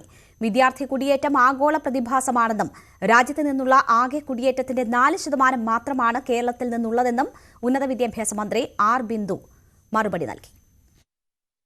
കേരളത്തിൽ നിന്നുള്ള വിദ്യാർത്ഥി കുടിയേറ്റം 5 വർഷത്തിനുള്ളിൽ ഇരട്ടിയായെന്ന നോർക്കയുടെ മൈഗ്രേഷൻ സർവേ ആധാരമാക്കിയായിരുന്നു പ്രതിപക്ഷത്തിന്റെ നോട്ടീസ്. കേരളത്തിലെ ഒരു ചെറുപ്പക്കാരൻ്റെ മാനസികാവസ്ഥ എന്താണെന്ന് ചോദിച്ചാൽ അവൻ നിസ്സംശയം എനിക്ക് പറയാൻ കഴിയും, any country is better than my state എന്നുള്ളതാണ് അവരുടെ ചിന്ത. ഇവിടെ നിന്ന് എങ്ങനെയെങ്കിലും കടന്നുപോയാൽ നമ്മൾ രക്ഷപ്പെടുമെന്ന് ചിന്തിക്കുന്ന ഒരു തലമുറ വളർന്നു വരുന്നത് വളരെ ഭയാനകമായ ഒരു കാര്യമാണ്. അത് നമ്മൾ ചർച്ച ചെയ്യാതിരുന്നിട്ടോ അംഗീകരിക്കാതിരുന്നിട്ടോ കാര്യമില്ല. ഇന്നത്തെ ഒരു തലമുറ ജീവിക്കാൻ ആഗ്രഹിക്കുന്ന ഒരു അന്തരീക്ഷം നമുക്ക് കൊടുക്കാൻ കഴിഞ്ഞിട്ടില്ല എന്നാണ് ഫസ്റ്റ് കാണിക്കുന്നത്. അവരൊരു ലിബറൽ അറ്റ്മോസ്ഫിയറിൽ ജീവിക്കാൻ ആഗ്രഹിക്കുന്നു. കുറച്ചുകൂടി ഫ്രീഡം അനുഭവിച്ചും കുറച്ചുകൂടി കൾച്ചേർഡായിട്ടും കുറച്ചുകൂടി ലിബറലായിട്ടും ഒക്കെ ജീവിക്കാൻ ആഗ്രഹിക്കും. ആ ഒരു അന്തരീക്ഷം നമുക്ക് കൊടുക്കാൻ കഴിയുന്നില്ല. സ്റ്റാർട്ടർ മിഷന്റെ റാങ്കിങ്ങുമൊക്കെ ചൂണ്ടിക്കാട്ടിയായിരുന്നു ഉന്നത വിദ്യാഭ്യാസ മന്ത്രിയുടെ മറുപടി. വിദ്യാർത്ഥി കുടിയേറ്റം തടയാൻ സർക്കാരിന് കഴിയില്ല. മികച്ച ഉന്നത വിദ്യാഭ്യാസ സൗകര്യങ്ങൾ കേരളത്തിലുണ്ട്, അത് വർദ്ധിപ്പിക്കും. മഹാത്മാഗാന്ധി മുതൽ പാണക്കാട് തങ്ങൾ വരെ വിദേശത്ത് പോയല്ലേ പഠിച്ചതെന്നും ഉന്നത വിദ്യാഭ്യാസ മന്ത്രിയുടെ ചോദ്യം. ഇപ്പോ വിദ്യാർത്ഥികളെ വിദേശത്തേക്ക് പോകുന്നത് തടയുന്നതിന് പൂർണ്ണമായും തടയുന്നതിന് സർക്കാർ തയ്യാറല്ല. ഉന്നത വിദ്യാഭ്യാസത്തിനുള്ള സൗകര്യം കേരളത്തിൽ ഒട്ടും കുറവല്ല. രാഷ്ട്രപിതാവ് മഹാത്മാഗാന്ധി വിദേശത്താണ് പഠിച്ചത്, ലണ്ടനിലാണ് പഠിച്ചത്. നെഹ്റുവും അംബേദ്കറും ലണ്ടനിലാണ് പഠിച്ചത്. VK കൃഷ്ണമേനോൻ ലണ്ടനിലാണ് പഠിച്ചത്. ഇന്ദിരാഗാന്ധി ലണ്ടനിലാണ് പഠിച്ചത്. അതുപോലെ നമ്മുടെ പാണക്കാട് സെയ്ദ് മുഹമ്മദ് അലി ശിഹാബ് തങ്ങൾ കെയ്റോ യൂണിവേഴ്സിറ്റിയിലാണ് പഠിച്ചത്. വിദേശത്തു പോയാൽ രക്ഷപ്പെടുമെന്ന ചിന്ത വിദ്യാർത്ഥികളിലും കുടുംബങ്ങളിലും ഉണ്ടാകുന്നുണ്ട്. ഇതുണ്ടാക്കുന്ന സാമൂഹിക പ്രത്യാഘാതം ഗുരുതരമാണെന്ന് പ്രതിപക്ഷ നേതാവ്. സർവകലാശാലകളിൽ വൈസ് ചാൻസലർമാരില്ലാത്തത് ഉന്നത വിദ്യാഭ്യാസ രംഗത്തെ ബാധിച്ചെന്നും പ്രതിപക്ഷ നേതാവ്. സർ, കേരളത്തിലെ 10 സർവകലാശാലകളിൽ വൈസ് ചാൻസലർമാരില്ല, ഇൻചാർജ് ഭരണമാണ്. എത്ര കോളേജുകളിലാണ് പ്രിൻസിപ്പൽമാരില്ലായിരുന്നു? ഗവൺമെന്റ് കോളേജുകളിൽ പ്രിൻസിപ്പൽമാരില്ലായിരുന്നു. ഇത് കേരളത്തിന് വലിയ സാമൂഹ്യ സാമ്പത്തിക പ്രത്യാഘാതം ഉണ്ടാക്കുന്ന, കേരളത്തിൻ്റെ ഒരു ക്രീമായിട്ടുള്ള ഒരു പോപ്പുലേഷനെ നഷ്ടപ്പെടുന്ന, കേരളം ഏജ്ഡ് ആയിട്ടുള്ള ഒരാളുകളുടെ സ്ഥലമായി മാറാൻ സാധ്യതയുള്ള അപകടകരമായ ഒരു ട്രെൻഡ് ഉണ്ട്. ഉന്നത വിദ്യാഭ്യാസ മന്ത്രിയുടേത് നിഷേധാത്മക സമീപനമെന്ന് പറഞ്ഞ് പ്രതിപക്ഷം സഭയിൽ നിന്നിറങ്ങിപ്പോയി. ന്യൂസ് 18 തിരുവനന്തപുരം. നിയമസഭയിൽ നിരന്തരം ഏറ്റുമുട്ടി പ്രതിപക്ഷ നേതാവും പാർലമെന്ററി കാര്യമന്ത്രിയും. V D Satheesan, M P Rajesh പോരായിരുന്നു ഈ സമ്മേളന കാലയളവിൽ സഭാതലത്തിലെ പ്രധാന രാഷ്ട്രീയ കാഴ്ച. ഭരണപക്ഷ നീക്കങ്ങളുടെ ചുക്കാൻ എം പി രാജേഷ് ഏറ്റെടുത്തപ്പോൾ എതിർപക്ഷത്ത് മുന്നണിയിൽ വി ഡി സതീശൻ തന്നെയായിരുന്നു. ഇരുപക്ഷങ്ങളും ഇഞ്ചോടിഞ്ച് വിട്ടുകൊടുക്കാൻ തയ്യാറാകാത്തതോടെ സ്പീക്കർ പലപ്പോഴും നിസ്സഹായനായി. ഭരണപ്രതിപക്ഷ ബെഞ്ചുകൾക്കിടയിലെ പാലമായി നിന്ന് സഭാ നടത്തിപ്പ് സുഗമമാക്കുക, ഇതാണ് നിയമസഭയിൽ പാർലമെന്ററി കാര്യമന്ത്രിയുടെ പ്രധാന. കേരള രാഷ്ട്രീയത്തിലെ സൗമ്യ സാന്നിധ്യങ്ങളിലൊന്നായ കെ രാധാകൃഷ്ണനായിരുന്നു ഈ സമ്മേളന കാലത്തിന്റെ തുടക്കം വരെ പാർലമെന്ററി കാര്യമന്ത്രി. അപൂർവ അവസരങ്ങളിലൊഴികെ ഫ്ലോറിൽ അനാവശ്യ ഇടപെടൽ നടത്താതെയും പ്രതിപക്ഷത്തെ പ്രകോപിപ്പിക്കാതെയും മുന്നോട്ടു പോയ ശൈലിക്കുടമ. പകരക്കാരനായി എം പി രാജേഷ് വന്നതോടെ ഭരണപക്ഷത്തെ ഫ്ലോർ മാനേജ്മെന്റ് ശൈലി തന്നെ മാറി. ട്രഷറി ബെഞ്ച് കൂടുതൽ ചടുലമായി. പ്രതിപക്ഷ നീക്കങ്ങളെ ചട്ടങ്ങൾ കൊണ്ടും രാഷ്ട്രീയ മുനവച്ച് കുത്തിനോവിച്ചും എം പി രാജേഷിന്റെ നിരന്തര ഇടപെടലുകൾ. രാജേഷിന്റെ വിമർശന ശരങ്ങൾ ഏറെയും തറച്ചത് പ്രതിപക്ഷ നേതാവ് വി ഡി സതീശനിലായിരുന്നു. ജനാധിപത്യപരവും ആരോഗ്യകരവുമായിട്ടുള്ള ഒരു സംവാദത്തിന്റെ അന്തരീക്ഷം സഭയിൽ ഉണ്ടാക്കാൻ ഭരണപക്ഷത്തെ പോലെ തന്നെ പ്രതിപക്ഷത്തിനും പ്രതിപക്ഷ നേതാവിനും പ്രധാനപ്പെട്ട ഉത്തരവാദിത്വമുണ്ട്. പരിഹാസം, പുച്ഛം, ധാർഷ്ട്യം ഇതൊക്കെ അദ്ദേഹവും ഒന്ന് സ്വയം വിലയിരുത്തുന്നതും തിരുത്തുന്നതും നല്ലതാണ്. തിരുത്തുന്നത് എല്ലാവർക്കും ഗുണമാണല്ലോ സർ. അദ്ദേഹവും അത് തയ്യാറാവേണ്ടതുണ്ട് എന്ന് അദ്ദേഹത്തിന്റെ അഭാവത്തിൽ പറയേണ്ടി വന്നതിൽ എനിക്ക് ഖേദമുണ്ട്. അദ്ദേഹം ഇരിക്കെ പറയണമെന്നാണ് ആഗ്രഹിച്ചത്. മന്ത്രിയെ ചോദ്യം ചെയ്തും തിരിച്ചടിച്ചും പ്രതിപക്ഷ നേതാവും വിട്ടുകൊടുക്കാൻ തയ്യാറാകാത്തതോടെ സഭാതലം കലുഷിതമായി. മന്ത്രി വൈരാഗ്യബുദ്ധിയോടെ പെരുമാറുന്നു എന്നാണ് പ്രതിപക്ഷ നേതാവിന്റെ പരാതി. ഇവിടെ ബഹുമാനപ്പെട്ട പാർലമെന്ററി കാര്യ മന്ത്രി പറഞ്ഞത് ധിക്കാരം, ധാർഷ്ട്യം, പുച്ഛം, അപഹസിക്കൽ ഇതൊക്കെയാണ് ഞാൻ ചെയ്യുന്നതെന്നാണ്. അതൊക്കെ എല്ലാവർക്കും അറിയാം. അത് എനിക്ക് ചേരുന്നതല്ല, അത് ആർക്കാണ് ചേരുന്നതെന്ന് നിങ്ങൾ തന്നെ ചർച്ച നടത്തിക്കൊണ്ടിരിക്കുക. ആ ചാപ്പ എന്റെ മീതെ കുത്തണ്ട, അത് അവിടെ തന്നെ ഇരുന്നോട്ടെ. അവിടെ കുത്തിയിരിക്കുന്ന ചാപ്പ രക്ഷാപ്രവർത്തനം നടത്താൻ എന്റെ അടുത്ത് വേണ്ട. പാർലമെന്ററി കാര്യ മന്ത്രി അല്ല സ്പീക്കർ, അദ്ദേഹം മുൻ സ്പീക്കറാണ്. അദ്ദേഹം കുറച്ചു ദിവസമായിട്ട് സ്പീക്കറാകാൻ ശ്രമിക്കുക. എം പി രാജേഷ് സ്പീക്കറായിരുന്നപ്പോഴും അത്ര നല്ല ബന്ധമായിരുന്നില്ല വി ഡി സതീശനുമായി ഉണ്ടായിരുന്നത്. സഭയ്ക്ക് അകത്തും പുറത്തും പലതവണ സ്പീക്കർക്കെതിരെ പ്രതിപക്ഷ നേതാവ് കടുത്ത വിമർശനങ്ങൾ ഉയർത്തി. രാജേഷ് മന്ത്രിയായതോടെ പോര് പുതിയ തലങ്ങളിലേക്ക് കടന്നു. വാക്കൌട്ട് പ്രസംഗത്തിലും മറ്റും പ്രതിപക്ഷ നേതാവ് ഉന്നയിക്കുന്ന ആരോപണങ്ങൾക്ക് വാർത്താ സമ്മേളനം വിളിച്ച് എം പി രാജേഷ് മറുപടി പറയുന്നതും പതിവായി. സ്പീക്കറെ പ്രതിപക്ഷ നേതാവ് ഭീഷണിപ്പെടുത്തുന്നുവെന്ന ആരോപണം ഉന്നയിക്കുന്ന മന്ത്രിമാർ തന്നെ സ്പീക്കറോടുള്ള അതൃപ്തിയും മറച്ചുവെക്കാറില്ല. പ്രതിപക്ഷത്തോട് സ്പീക്കർക്ക് മൃദു സമീപനമെന്നാണ് മന്ത്രിമാരുടെ പരാതി. ഭരണപ്രതിപക്ഷ പോരിൽ സ്പീക്കർ സമ്മർദ്ദത്തിലാകുന്നതും സഭയിലെ നിത്യകാഴ്ചയായി. ചെയർ ആഗ്രഹിക്കുന്നത് വളരെ ഹെൽത്തി ഡിബേറ്റ്സും വളരെ പീസ്ഫുൾ അറ്റ്മോസ്ഫിയറുമാണ്. പക്ഷേ നിർഭാഗ്യവശാൽ പലപ്പോഴും ഈ സഭക്കകത്ത് അത്തരം രീതി ഉണ്ടാവാറില്ല. പരസ്പരം ഒരു ഗിവ് ആൻഡ് ടേക്കാണ് അങ്ങോട്ടും ഇങ്ങോട്ടും വേണ്ടത്. പക്ഷേ ചില ഘട്ടങ്ങളിൽ അത്തരം ഉണ്ടാവാറില്ല. അത് ഭാവിയിലെങ്കിലും തിരുത്താനും നമ്മുടെ ഹൗസിന് അന്തസ്സ് ഉയർത്തത്തക്ക നിലയിൽ രണ്ടു പക്ഷവും പെരുമാറണമെന്ന് ഒരിക്കൽ കൂടി ചെയർ പറയാൻ അവർ ആഗ്രഹിക്കുകയാണ്. പാർലമെന്ററി കാര്യമന്ത്രിയും പ്രതിപക്ഷ നേതാവുമായി ഇത്തരത്തിലുള്ള ഏറ്റുമുട്ടൽ നിയമസഭാ ചരിത്രത്തിൽ തന്നെ അപൂർവമാണ്. V V Arun, news 18 Thiruvananthapuram. മനുഷ്യ മൃഗ സംഘർഷം തടയുന്നതിൽ സർക്കാർ പരാജയപ്പെട്ടുവെന്ന് CAG റിപ്പോർട്ട്. വനേതര ഭൂമി വേർതിരിക്കുന്നതിൽ സർക്കാർ പരാജയമാണ്. ആനത്താരകൾ സംരക്ഷിക്കുന്നതിലും മൃഗങ്ങൾക്ക് വെള്ളവും ആഹാരവും ഉൾക്കാട്ടിൽ ഉറപ്പുവരുത്തുന്നതിലും വനംവകുപ്പ് പരാജയപ്പെട്ടു എന്നും റിപ്പോർട്ടിൽ പറയുന്നു. വന്യജീവി സെൻസസ് കൃത്യമായി നടപ്പാക്കിയില്ലെന്നും വനഭൂമി വനേതര പ്രവർത്തനങ്ങൾക്ക് കൊടുത്തുവെന്നും റിപ്പോർട്ട് ചൂണ്ടിക്കാട്ടുന്നുണ്ട്. നിർമ്മാണ പ്രവർത്തനങ്ങളും മനുഷ്യന്റെ കടന്നുകയറ്റവുമാണ് വനത്തിലെ ആവാസ വ്യവസ്ഥ നശിപ്പിച്ചതെന്നും തോട്ടങ്ങൾക്കും കൃഷിഭൂമികൾക്കുമായി വനഭൂമി ഏറ്റെടുത്തതോടെയാണ് വിസ്തൃതി കുറഞ്ഞതെന്നും റിപ്പോർട്ടിൽ പറയുന്നു. PSC ജോലിയുടെ പേരിൽ പണം തട്ടാനാണ് കോഴിക്കോട് ടൗൺ ഏരിയ കമ്മിറ്റി അംഗം പ്രമോദ് കോട്ടുളി ശ്രമിച്ചതെന്ന് CPMന്റെ വിലയിരുത്തൽ. PSC പട്ടികയിൽ ഉൾപ്പെട്ടിരുന്ന വനിതാ ഹോമിയോ ഡോക്ടർക്ക് ഉന്നത ഇടപെടലിലൂടെ ജോലി ഉറപ്പാക്കാമെന്ന് പ്രമോദ് വാക്ക് നൽകി.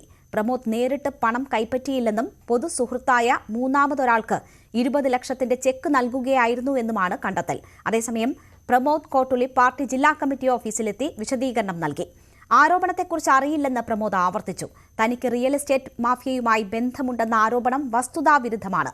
താൻ ചെറിയ മനുഷ്യനാണെന്നും പ്രമോദ് കോട്ടുളി പറഞ്ഞു.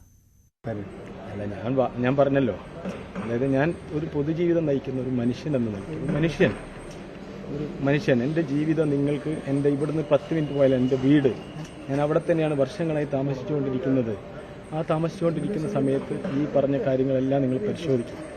റിയൽ എസ്റ്റേറ്റ് മാഫിയ നിങ്ങൾ പറയുന്നുണ്ടെങ്കിൽ ഞാനൊരു 10-20 കൊല്ലമായി ഈ നഗരത്തിലെ തെരുവിലുള്ള ആൾക്കാരോടൊപ്പം ഭക്ഷണം കഴിച്ചിട്ട് ഓണത്തിനും വിഷുവിനൊക്കെ ഭക്ഷണം കൊടുത്ത് എൻ്റെ നാട്ടിൽ നിന്ന് കൊണ്ടിരുന്നതാണ്.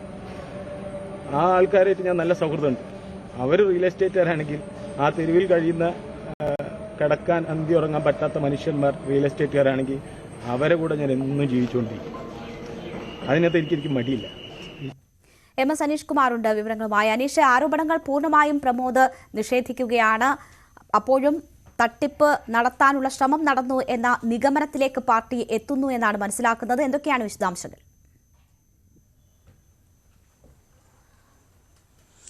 കഴിഞ്ഞ ദിവസം നടന്ന ഏരിയ കമ്മിറ്റി യോഗത്തിലാണ് ഇത് സംബന്ധിച്ച് പ്രമോദ് കോട്ടുളിയോട് വിശദീകരണം തേടാൻ CPM തീരുമാനിച്ചത്.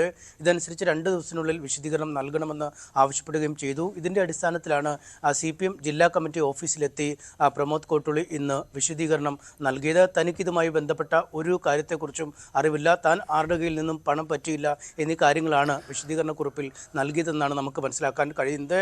ആ പാർട്ടിക്ക് വിശദീകരണം നൽകിയ ശേഷം പ്രമോദ് മാധ്യമങ്ങളോട് വിശദീകരിക്കാൻ ശ്രമിച്ചതും ഇക്കാര്യം തന്നെയാണ്. എന്നാൽ ഇക്കാര്യത്തിൽ പണത്തട്ടിപ്പ് നടന്നിട്ടുണ്ട് എന്ന നിഗമനത്തിൽ തന്നെയാണ് ആ പാർട്ടി എത്തിച്ചേർന്നിരിക്കുന്നത്. CPM കോട്ടൂലിൽ ലോക്കൽ കമ്മിറ്റി സെക്രട്ടറിക്കാണ് ഈ സംബന്ധിച്ച ആദ്യം പരാതി ലഭിച്ചത്. ഈ പരാതി പിന്നീട് ജില്ലാ കമ്മിറ്റിക്കും പിന്നീട് സംസ്ഥാന ഘടകത്തിനും കൈമാറുകയായിരുന്നു എന്നാണ് നമുക്ക് മനസ്സിലാക്കാൻ കഴിയുന്നത്. നേരത്തെ പുറത്തു വന്ന പോലെ PSC അംഗത്വവുമായി ബന്ധപ്പെട്ട തട്ടിപ്പല്ല നടന്നത്, മറിച്ച് ഒരു ഹോമിയോ ഡോക്ടറായ യുവതിക്ക് സർക്കാരിൽ നിയമനം ലഭിക്കുന്നതുമായി ബന്ധപ്പെട്ട ഇടപെടൽ നടത്താം എന്ന് ചൂണ്ടിക്കാട്ടി 20 ലക്ഷം രൂപ വാങ്ങുകയാണ് ചെയ്തത്.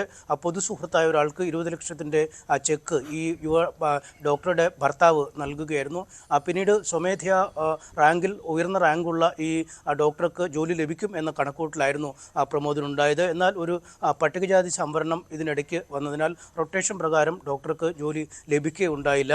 ഇത്തരമൊരു സാഹചര്യത്തിലാണ് പണം തിരികെ ആവശ്യപ്പെട്ട് ഈ കുടുംബം രംഗത്തെത്തുകയും ലോക്കൽ സെക്രട്ടറിക്ക് പരാതി നൽകുകയും ചെയ്തിരിക്കുന്നത്. ഈ കേസ് മാത്രമല്ല, അതായത് ഈ പണം തട്ടിപ്പ് മാത്രമല്ല, മറ്റ് ചില പാർട്ടി വിരുദ്ധ ഇടപെടലുകൾ കൂടി പ്രമോദ് നടത്തിയെന്ന ഒരു കണ്ടെത്തലും ആ പാർട്ടിക്കുണ്ട്. എന്തായാലും ഇതടക്കമുള്ള കാര്യങ്ങൾ മറ്റന്നാൾ ചേരുന്ന ജില്ലാ കമ്മിറ്റി യോഗം വിശദമായി ചർച്ച ചെയ്യും. ആ തീരുമാനത്തിന്റെ അടിസ്ഥാനത്തിൽ പ്രമോദിന്റെ വിശദീകരണം പരിഗണിക്കുകയും ചെയ്യും. ഇതിനുശേഷം ഒരു നടപടിയിലേക്ക് പാർട്ടി എത്തും എന്ന് തന്നെയാണ് നമുക്ക് ഈ ഘട്ടത്തിൽ നൽകാൻ കഴിയുന്ന വിവരം. MS അനീഷ് കുമാറാണ് വിവരങ്ങൾ നൽകിയത്. വിദേശ സന്ദർശനം പൂർത്തിയാക്കി പ്രധാനമന്ത്രി നരേന്ദ്രമോദി മടങ്ങിയെത്തി. റഷ്യയിൽ കുടുങ്ങിയ ഇന്ത്യക്കാരെ തിരിച്ചെത്തിക്കാൻ സാധിച്ചത് നയതന്ത്ര വിജയമെന്ന് വിദേശകാര്യ മന്ത്രാലയം പ്രതികരിച്ചു. റഷ്യയ്ക്കു പുറമെ ഓസ്ട്രിയയും പ്രധാനമന്ത്രി സന്ദർശിച്ചിരുന്നു. 40 വർഷത്തിന് ശേഷമായിരുന്നു ഒരു ഇന്ത്യൻ പ്രധാനമന്ത്രി ഓസ്ട്രിയ സന്ദർശിച്ചത്. യുദ്ധങ്ങൾ ഒന്നിനും പരിഹാരമല്ലെന്നും നിരപരാധികളുടെ ജീവൻ നഷ്ടപ്പെടുന്നത് അംഗീകരിക്കാനാകില്ലെന്നും പ്രധാനമന്ത്രി നേതാക്കളുമായുള്ള കൂടിക്കാഴ്ചയിൽ ആവർത്തിച്ചു.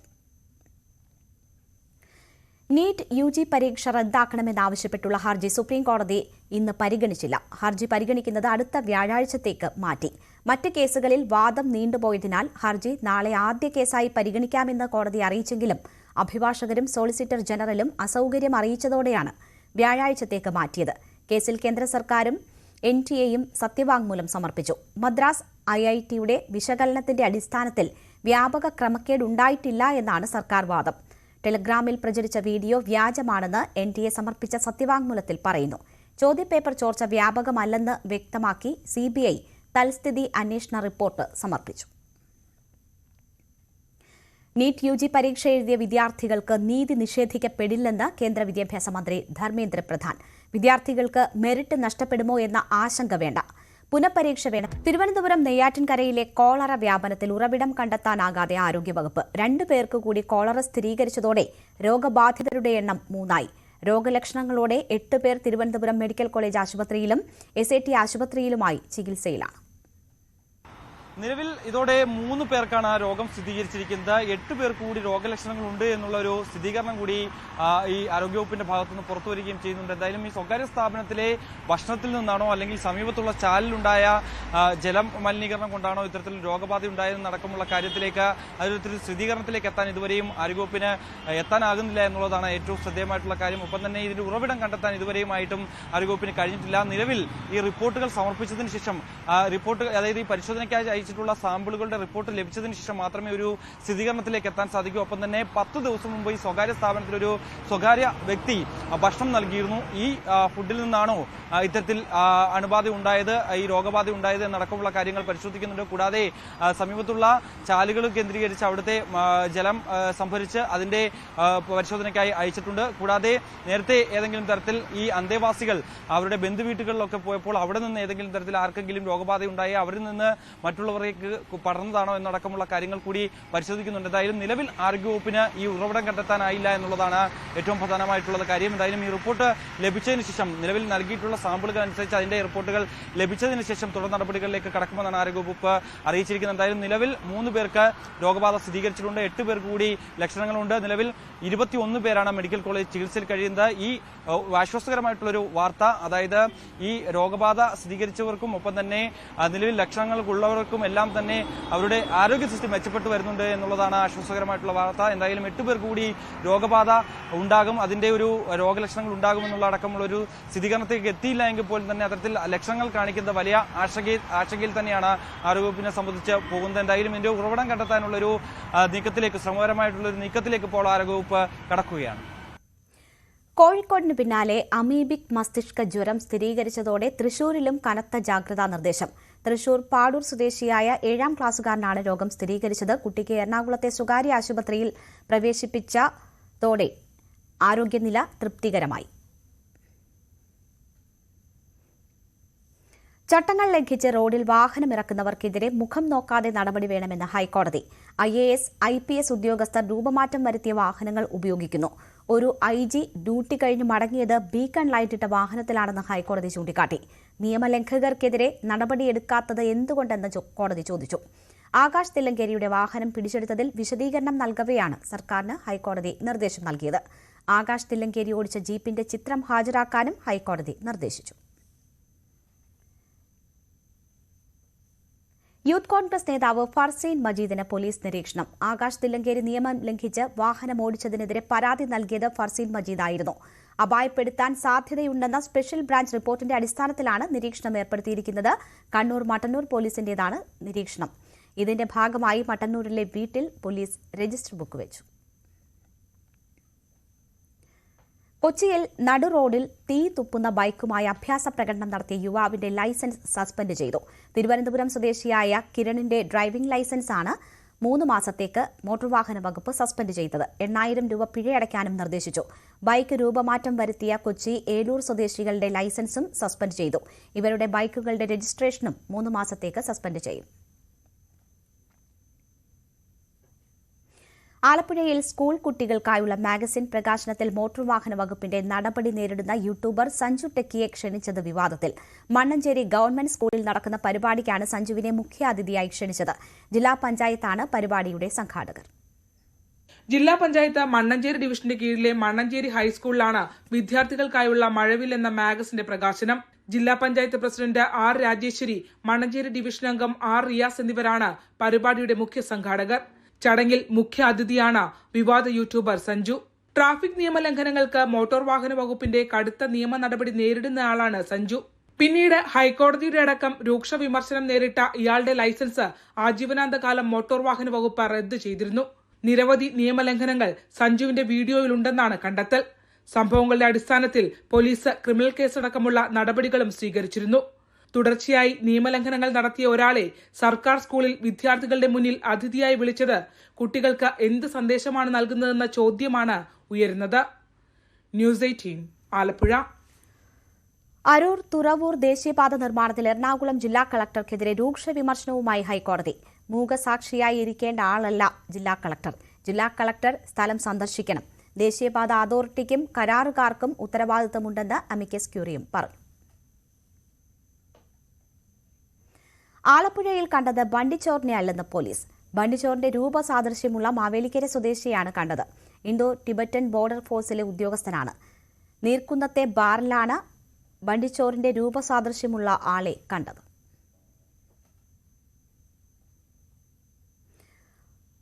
വയസ്സുകാരന് നേരെ തെരുവുനായ ആക്രമണം. പാലക്കാട് അക്ഷരനഗർ സ്വദേശി ദീഷിക് ദേവിനാണ് കടിയേറ്റത്. തലയ്ക്കും തോളിനും കാതിലും ഉൾപ്പെടെ ശരീരത്തിന്റെ വിവിധ ഭാഗങ്ങളിൽ മുറിവേറ്റു.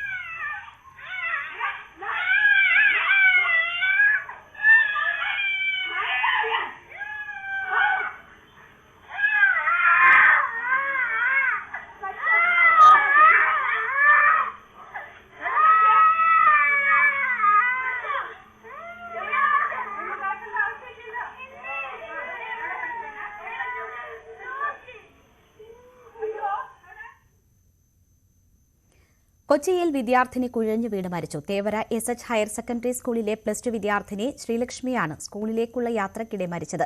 കുണ്ടന്നൂരിൽ വെച്ച് ശ്രീലക്ഷ്മിക്ക് ശാരീരിക അസ്വാസ്ഥ്യമുണ്ടാവുകയും ബസ്സിൽ നിന്നിറങ്ങിയ ഉടൻ കുഴഞ്ഞു വീഴുകയുമായിരുന്നു. സ്വകാര്യ ആശുപത്രിയിൽ എത്തിച്ചെങ്കിലും ജീവൻ രക്ഷിക്കാനായില്ല. കുടുംബശ്രീ ജനകീയ ഹോട്ടലുകൾക്ക് ആശ്വാസം. ന്യൂസ് 18 വാർത്ത ഫലം കണ്ടു. ജനകീയ ഹോട്ടലുകൾക്ക് അരി സബ്സിഡി പുനഃസ്ഥാപിക്കാൻ സപ്ലൈകോ തീരുമാനിച്ചു. 10 രൂപ 90 പൈസ നിരക്കിൽ നൽകിയിരുന്ന അരി നിർത്തലാക്കിയതിനെ തുടർന്ന് ജനകീയ ഹോട്ടലുകൾ പ്രതിസന്ധിയിലായെന്ന ന്യൂസ് 18 വാർത്തയാണ് ഫലം കണ്ടത്.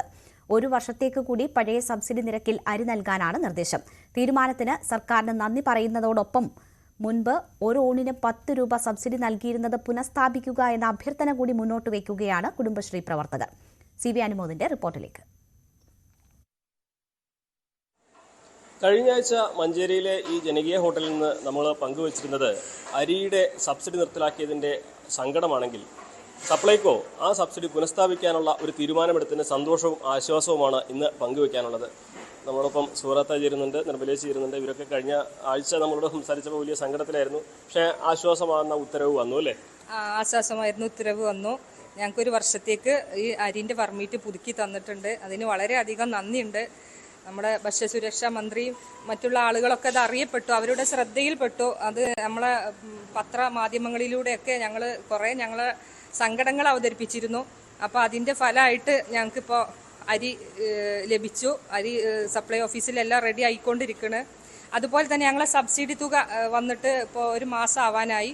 അത് ട്രഷറിയിൽ കുടുങ്ങിക്കിടക്കുകയാണ്. ട്രഷറി കുടിശ്ശികയായിട്ട് ഞങ്ങൾക്ക് കിട്ടാനുണ്ടായിരുന്ന 10 രൂപ നിരക്കിൽ കിട്ടിയ സബ്സിഡി തുക ഞങ്ങൾക്ക് ലഭിക്കാനുണ്ട്. അതും കൂടെ ഞങ്ങൾ സർക്കാരിൻ്റെ ശ്രദ്ധയിലേക്ക് പെടുത്തുകയാണ്. ഞങ്ങളിപ്പോൾ 4 മാസമായിട്ട് അരി കിട്ടാതെ ബുദ്ധിമുട്ടി. കുറേ പലചരക്ക് സാധനങ്ങളൊക്കെ അരികളൊക്കെ 40 രൂപ കൊടുത്ത് വാങ്ങിയിട്ടാണ് ഞങ്ങൾ ഈ 30 രൂപക്ക് ഇവിടെ ഊണ് വിളമ്പിയിരുന്നത്. ആ ക്യാഷ് നമുക്ക് കുറേ കടം കുടുങ്ങിയിട്ടുണ്ട്. അപ്പോൾ ഈ കിട്ടാല്ലേ കുടിശ്ശിക സബ്സിഡി പെട്ടെന്ന് ട്രഷറിയിൽ നിന്ന് പാസ്സാക്കി തരികയാണെങ്കിൽ. ട്രഷറി വന്ന് കിടക്കുന്നുണ്ട്, 1 മാസം ആവാനായി ഇപ്പോൾ വന്നിട്ട്. അത് പിന്നെ DMC ഇല്ലാത്തത് കൊണ്ടാണ്. അത് മലപ്പുറത്ത് മാത്രമാണ് ഇപ്പോൾ നമുക്ക് അറിയണുള്ളൂ. എല്ലായിടത്തും വന്നിട്ടുണ്ട്. സർക്കാർ എല്ലാം ഒരു 2 കോടി രൂപ പാസ്സാക്കിയിട്ടുണ്ടെന്നാണ് പറഞ്ഞത്. അപ്പോൾ മലപ്പുറം ജില്ലക്ക് കിട്ടാനുള്ള ഇത് പെട്ടെന്ന് ഞങ്ങളെ കയ്യിലെത്തുകയാണെങ്കിൽ ഇരട്ടി മധുരം. ഊണിന്റെ ഒരു സബ്സിഡി നിങ്ങൾ കാലങ്ങളായിട്ട് ആവശ്യപ്പെടുന്നതാണല്ലോ, പുനഃസ്ഥാപിക്കണം എന്നുള്ളത്. അതെ. ഇതിപ്പോൾ അരി കിട്ടിയതുപോലെ തന്നെ ഞങ്ങൾ പിന്നെ 20 രൂപക്ക് ഭക്ഷണം കഴിച്ചിട്ട് 10 രൂപ സബ്സിഡി നിരക്കിൽ ഞങ്ങൾക്ക് ലഭിക്കുകയായിരുന്നെങ്കിൽ എല്ലാ ജനങ്ങൾക്കും തന്നെ, പാവപ്പെട്ട കുറേ കുട്ടികൾ ഇവിടെ പഠിക്കുന്നുണ്ട്. കുറേ ഹോസ്റ്റലുകളൊക്കെ മഞ്ചേരി പറഞ്ഞ നല്ലൊരു വലിയ പട്ടണം തന്നെയാണ്. അപ്പോൾ അവിടെ ഉള്ള ആളുകൾ, കുട്ടികൾ ഇവിടെ 20 രൂപ ഭക്ഷണത്തിനായിരുന്നു. ഇഷ്ടം പോലെ ആളുകൾ, ഞങ്ങൾക്ക് തിരക്കായിരുന്നു ഇവിടെ. ആ കുട്ടികൾക്ക് നല്ലൊരു ആശ്വാസമായിരുന്നു, പാവപ്പെട്ട ജനങ്ങൾക്കും തൊഴിലാളികൾക്കും ഒക്കെ. അപ്പോൾ അത് വീണ്ടും ഒന്നും കൂടി ഞങ്ങൾക്ക് ആ സബ്സിഡി നിരക്കിൽ ലഭിക്കുകയാണെങ്കിൽ, 10 രൂപ സർക്കാർ തരികയാണെങ്കിൽ ഒന്നും കൂടി കുറച്ചുകൂടി അതെ അതെ സർക്കാരിനോട് ഞങ്ങളൊരു അഭ്യർത്ഥന വെക്കുകയാണ്. ഈ ഒരു അരിയുടെ സബ്സിഡി തന്നാലും വലിയ നന്ദി. പക്ഷേ നമ്മളെ പ്രശ്നങ്ങൾ ഇനിയുമുണ്ട് പരിഹരിക്കാൻ. അതെ, ഞങ്ങളെ പ്രശ്നങ്ങൾ കൂടുതൽ ഇനിയുണ്ട്. കുറഞ്ഞ അതൊക്കെ സർക്കാർ ഞങ്ങളെ കനിയുന്നുണ്ട്. അതിന് വളരെയധികം നന്ദി. ഇനിയും ഞങ്ങളെ ഈ പ്രശ്നത്തിൽ ഇടപെടണം എന്ന് ഞങ്ങൾ അപേക്ഷിക്കുകയാണ്. ഇതാണെങ്കിൽ നമ്മളെ സംബന്ധിച്ച് സന്തോഷമുള്ള ഒരു കാര്യമാണ്. കാര്യം നമ്മൾ ഇവരുടെ ഒരു പ്രശ്നം ഉയർത്തിക്കൊണ്ടുവന്നതിൽ അതിലൊരു പരിഹാരം ഉണ്ടാക്കാൻ കഴിഞ്ഞു, അതിൻ്റെ ഭാഗമാകാൻ കഴിഞ്ഞു എന്നുള്ളത് നമുക്കും സന്തോഷമുള്ള കാര്യമാണ്. പക്ഷേ സർക്കാരിന് ഇവർ മുന്നോട്ട് വയ്ക്കുന്ന 2 അഭ്യർത്ഥന, കുടിശ്ശിക ഇവർക്ക് ലഭിക്കാനുള്ള പണം അത് ട്രഷറിയിൽ വന്നു കിടക്കുന്നുണ്ട്, അത് ഇവരുടെ കയ്യിലെത്താനുള്ള നടപടിയെടുക്കണം. അതേപോലെ തന്നെ ഊണിന് മുൻപ് 10 രൂപ ഇവർക്ക് സബ്സിഡി നൽകിയിരുന്നതാണ്. അന്നാണ് 20 രൂപയ്ക്ക് അവർ ഊണ് നൽകിയിരുന്നത്. ആ 10 രൂപ സർക്കാർ നിർത്തലാക്കിയതുകൊണ്ട് ഊണിൻ്റെ വില 30 മാറ്റി. അപ്പോൾ പഴയതുപോലെ സർക്കാർ 10 രൂപ സബ്സിഡി നൽകുകയാണെങ്കിൽ ഊണ് 20 രൂപയ്ക്ക് നൽകാനാകും. ഒരുപാട് ആളുകൾക്ക് അത് സഹായകമാകും, ഇവർക്കും അത് വലിയ ഒരു പിന്തുണയാകും. അപ്പോൾ അതിലേക്ക് കൂടി സർക്കാരിൻ്റെ ഒരു ശ്രദ്ധ നൽകണം എന്ന ഒരു അഭ്യർത്ഥന കൂടി ഇവർ മുന്നോട്ട് വയ്ക്കുകയാണ്. മഞ്ചേരിയിൽ നിന്നും CV അനുമോദ്, ന്യൂസ് 18. നവകേരള ബസിൽ കയറാൻ ആളില്ല, വാർത്തയുടെ.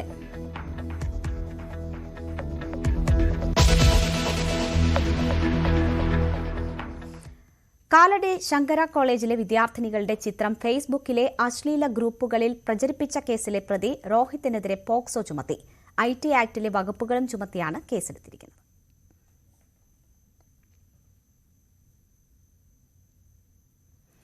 ഇടപ്പള്ളി വൈറ്റില പാതയിലെ ചക്കരപ്പറമ്പിൽ ദേശീയപാതയിൽ തടിൽ ലോറി മറിഞ്ഞു. തടികൾ റോഡിൽ മറിഞ്ഞതോടെ ഏറെ നേരം ഗതാഗതം സ്തംഭിച്ചു. ലോറി ഡ്രൈവറും ക്ലീനറും നിസാര പരിക്കുകളോടെ രക്ഷപ്പെട്ടു. ഡ്രൈവർ ഉറങ്ങിപ്പോയതോടെ നിയന്ത്രണം വിട്ട ലോറി മരത്തിലിടിച്ച് മറിയുകയായിരുന്നു. ക്രെയിൻ ഉപയോഗിച്ച് പിന്നീട് ലോറിയും തടികളും മാറ്റിയാണ് ഗതാഗതം പുനഃസ്ഥാപിച്ചത്.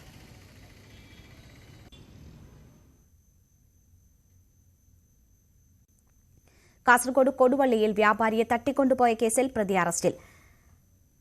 ആവിലോറയിലെ ആപ്പു എന്ന പാറക്കൽ മുഹമ്മദിനെയാണ് കൊടുവള്ളി പോലീസ് അറസ്റ്റ് ചെയ്തത്. Koduvally police inspector C Shaju പ്രതിയെ ബംഗളൂരുവിൽ നിന്ന് പിടികൂടുകയായിരുന്നു.